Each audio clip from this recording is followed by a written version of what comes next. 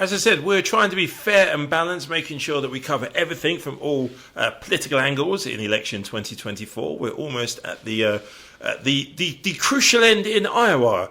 Trump is there today. He went to visit the HQ. Yes, he is in the garbage dump of the MAGA sheep in Iowa. So we haven't edited this. This is what he had to say.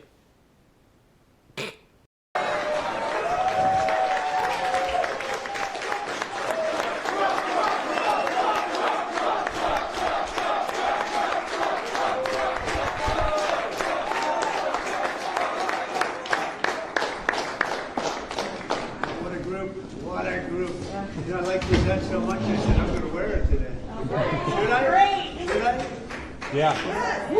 When you have beautiful hair like this, you don't have to do this, but I really like it. Well, thank you for everything. We have a big day coming up, and tomorrow is just, I think, something special. We just had a poll. What was the number? Like 71 to 10 national polls. Wow. 71 to 10 and 9. And we had another one come out, 69 to 11 and 2.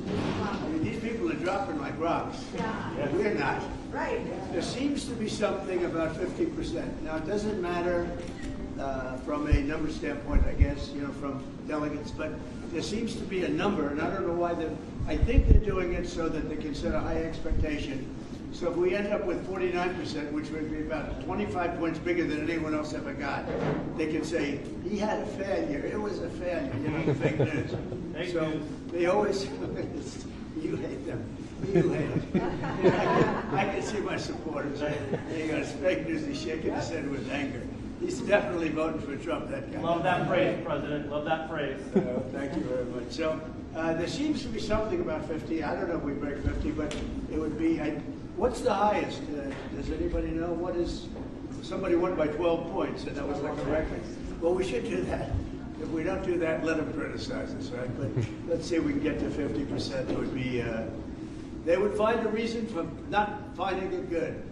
The snow. They'll say the snow kept everybody away. We do seem to have a lot of good enthusiasm. I don't know. Maybe the weather's not going to be that big a deal. They have a little wrestling. I think they have a wrestling match on today. Does anybody know about that? Is that a big deal? No. And Dan Gable's been great to me. He's been great. He likes me. I like him. I just don't want to wrestle him. How do you think I do with you, Dan? I think I can take you, sir. I would think so. Now that would be an upset, right? But he's been great. They've all been great. Jim Jordan's coming in. Jim Jordan was a great wrestler. In high school, he was 130-0, which is amazing. And then he went to Ohio State. He was an All-American. But to think that you didn't lose a match when you're a freshman wrestling against seniors, that first couple of years, because that's a big difference. For those of you that like sports, I happen to like sports. A lot of people are saying, what the hell is he talking about? So we have to work hard. We're down to, I was saying when they rigged the election, I said 4 years we have to wait. A lot of people thought we shouldn't have had to wait 4 years. But we did it very properly. Everything was very proper. They like to say it wasn't, but they're sleaze bags. But we did a lot of good things, and we are more popular our movement is more popular now than it was 4 years ago or 8 years ago, which is pretty amazing. It's really pretty amazing. I just want to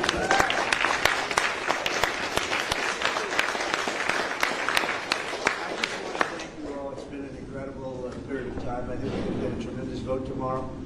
The big thing, and I say it at every speech, you don't sit home. Even if you think we're winning by a lot, it doesn't matter. You have to get out and vote. And we're really setting the table for November by doing that because, we're in very good shape. I hear we're in very good shape in New Hampshire. But they're trying to sign every Democrat available. That's a different kind of a thing. Every place you go, it's a little bit different. But over there, you're allowed to have independents, and you're allowed to have Democrats vote, and they have these sleaze bags from Coke Industries, and they're globalists. That's all you can say. They're globalists, and we got to do something about globalists because they're selling our country down the tubes, and they're spending all that money on Nikki Haley, and they're going out trying to get independents and Democrats to vote for her in New Hampshire. Who? No, Haley, who's she? Oh. Bird brain. I said, was that too severe? No. I know her well, and she's not suited for the job. I know her very well. She's not suited. Some people are suited. I tell you who's suited. You know, they say he's very honest. I am very honest. If you ask me, I'll tell you who is. And if I don't want to say something good about something, then I won't say it. But we will say that in her case, she's absolutely not suited. But she's back with this Coke money. Americans, it's called Americans for Chinese Prosperity. Did you ever hear of Americans for Prosperity? Yeah, we call it Americans for Chinese Prosperity. It's a bad group. They're bad people, and we got to win. So they're doing that. They're fighting over here too, but it looks like they've been very ineffective. But in New Hampshire, they are actually signing people to vote, and I think that's disgraceful. I don't even know if they're allowed to do it. So we're going to have a lot of fun this next 2 days, and I think we're going to be rewarded with a tremendous win, and we're all going to be together, I hope, for that win. Yes. So we can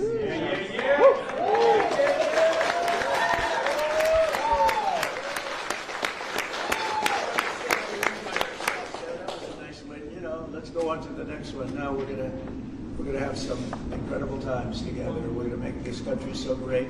We can do it. We can change it so fast. We close up the border. We have the safest border. You've heard me say it a million times. We had the safest border in history. We had the lowest drug numbers in 32 years, which is very hard. Without the death penalty, it's very hard. With the death penalty, you wouldn't have any drugs. They say drugs. We don't sell drugs in this country. You want to end it, but people have to be ready for it. You know, it's interesting. Remember, every drug dealer, on average, kills 500 people during his or her lifetime. That's a lot of people. And then you say the death penalty. Everyone says, oh, that's such a severe penalty. But the only countries, virtually, that don't have a drug problem are the countries that have a death penalty.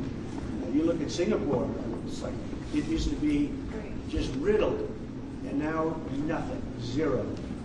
And they've become very successful countries, actually, because a big part of their population was drugged out. And, you know, we see it in, I'm going to a place in New Hampshire which has got a tremendous problem with drugs. And the people are phenomenal. They don't know what to do about it. It's disproportionately high in New Hampshire, and we're going to talk very seriously about it. So we'll be talking about drugs, but we have the safest border in history, and now we have, I think, the worst border in the history of the world. There's never been a country that's allowed people to come over at a level like that. So I just want to thank you. Now, while I'm here, unlike Biden. Biden would never do this. It would be the end of his political career, although they're impressed with the fake news over there. Would give him pass. Are you with the news? The camera? Yes. Oh, who are you with? We're with CNN.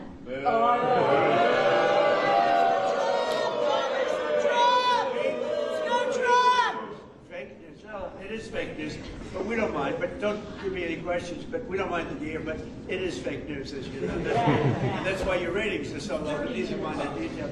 Why don't you cover Biden a little bit more? Any questions? Anybody have a question? Mr. President. How many will you deport?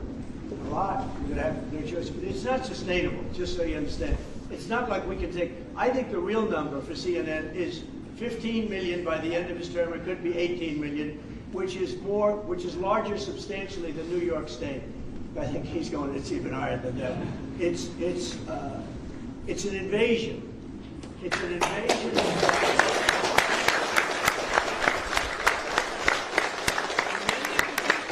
If you look back 7 years ago, you look back at my first speech that I made. I didn't have a speechwriter, and I just told it like it was. And I think it was a very good speech. It was controversial, but it's not controversial anymore. I said they're coming up, and I said the people that are coming up, they're from prisons, and now they're from prisons. They're emptying out jails all over the world. In Africa, the Congo, they empty out their jails. If you look at the jail population, all over the world, it's down, way down, and in some cases they have nobody in their prisons where they were packed.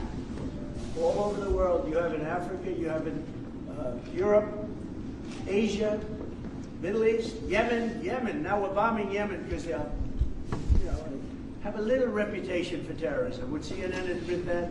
CNN doesn't agree with that, of course. Yemen has a slight reputation for terrorism.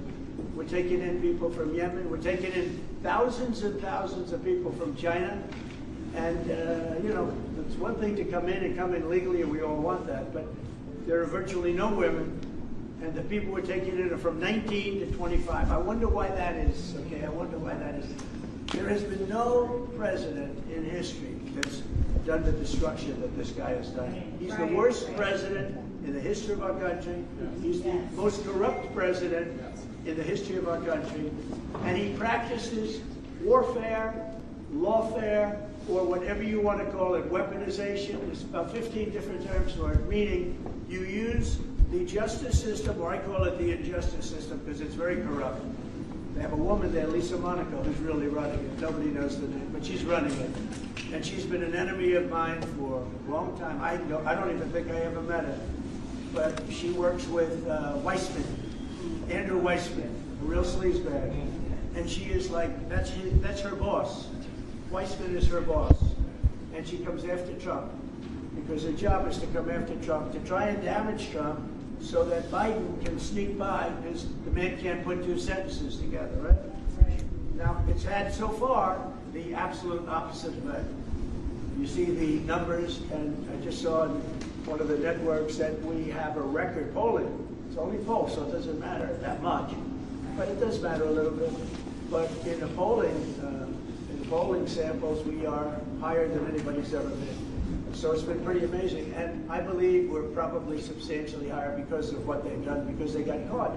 Because I'm allowed to speak about it. Other candidates, if they ever got a subpoena, they have to resign from politics. You know, they make a statement, you know, the standard statement.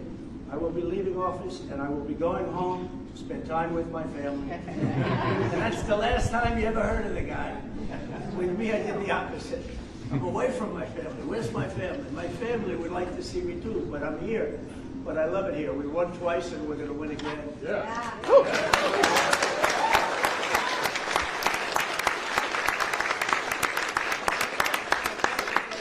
Such a great supporter. Do you have a question? I asked my question. That was a good question. Oh, don't ask it here. She asked a question actually at the Fox Town Hall, which, by the way, got double or triple the ratings of the debate.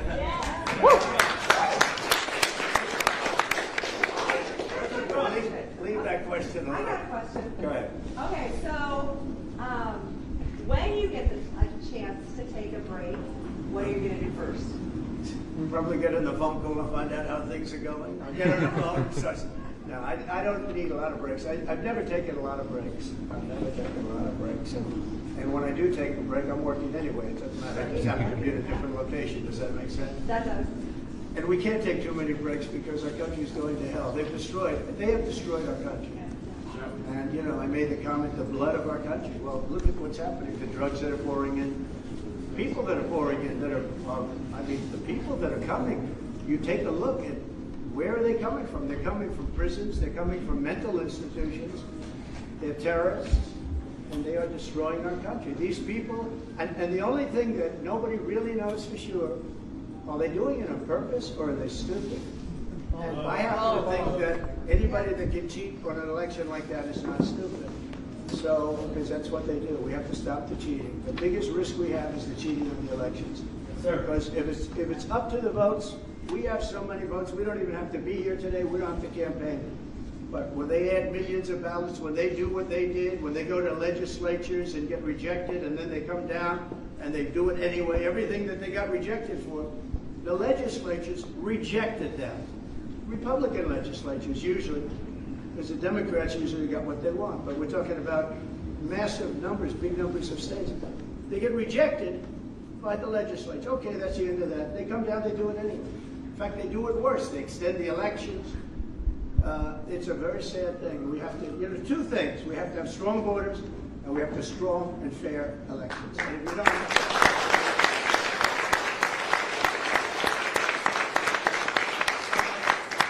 my biggest fear, and I think the biggest fear of the people in this room, and I think the biggest fear of the American public, you just have to look at the polls, we have to make sure they can't cheat on elections. Right. And we have gone all out, but they're dirty, rotten cheaters. And they're really good at it. I mean, they break voting machines. Look what happened in Arizona. And the judges don't take it up. It's amazing. The judges don't want to take it up. That was an election more recent That was an election. They go and they waited till Tuesday. We want to wait till Tuesday. We want to wait till Tuesday, Arizona. Everyone's waiting till Tuesday. We don't trust putting a ballot in because we should trust it because it's so corrupt. We want to wait till Tuesday. Wait until Tuesday. And all the Republican voting machines, a big percentage of them are broken. I mean, just, stand in line for 20 hours in the Arizona sun and maybe you'll get to see it. And nobody does anything about it. So we have to have fair and honest elections, and we have to have strong borders. And we're going to have a country like nobody's ever had a country. We had this country going just prior to COVID coming in. There's never been anything that happened in any nation, anytime, anywhere in the world like we were running. We were going at a level. And then we did a great job with COVID, but we had to spend money on COVID, and it really, we did much better than just about anybody else. Every nation, if you look at it, I think $51 trillion was lost. Death, tremendous death and destruction because of the gift from China. It came out of the Wuhan labs. And that was a terrible, terrible situation. But we had the greatest economy anywhere in the world, by far, not even close. Remember, China was going to catch us in 2018. For 15 years, China was going to catch us in but I was the president. Yes. And we doubled up what we did with China, and they know it better than anybody. I got to know President Xi very well. He said, "You are doing good." He wasn't happy about it, but he did admit it. So anyway, thanks a lot. We're going to have a big day today, but we're going to have a big night tomorrow.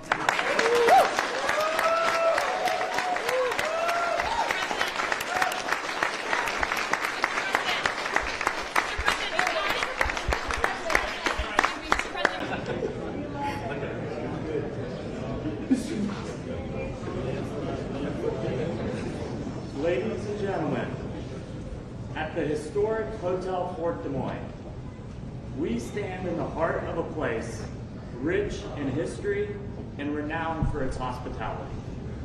It is events like today that really bring our hotel to its fullest life. Over the past 104 years, this iconic building has hosted 14 United States presidents, along with numerous distinguished individuals and foreign dignitaries. Following a remarkable $70 million restoration, we are here to host for the next 100 years. My story, as well as this hotel's story, is only possible in a nation such as America. And today, on the eve of the historic Iowa caucuses, we are honored to be joined by President Donald J. Trump as we proudly unveil, for the first time since the hotel's restoration, our revered American flag. Mr. President, thank you for fighting to uphold Iowa's very important first in the nation status.